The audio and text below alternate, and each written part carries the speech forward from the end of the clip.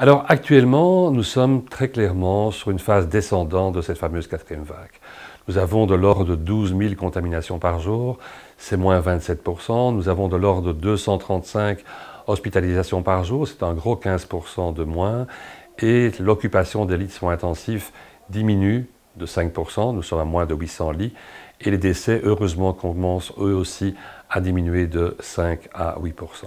Ceci, ce sont des points positifs liés à ce qui se passe avec le variant Delta. C'est quelque chose qui est lié aux mesures, bien sûr, que nous avons prises.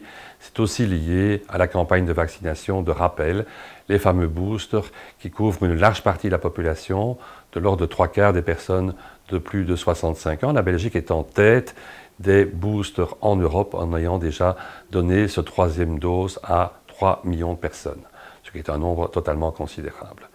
Le problème, c'est Omicron. Omicron dont on ne sait pas encore grand-chose.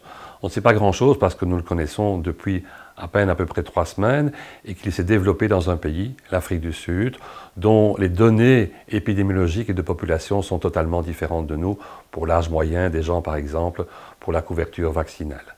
Ce que l'on sait d'Omicron, c'est qu'il a une tendance à avoir une croissance plus importante, parce qu'il échappe en partie aux anticorps que nous avons développés par une infection préalable ou par la vaccination.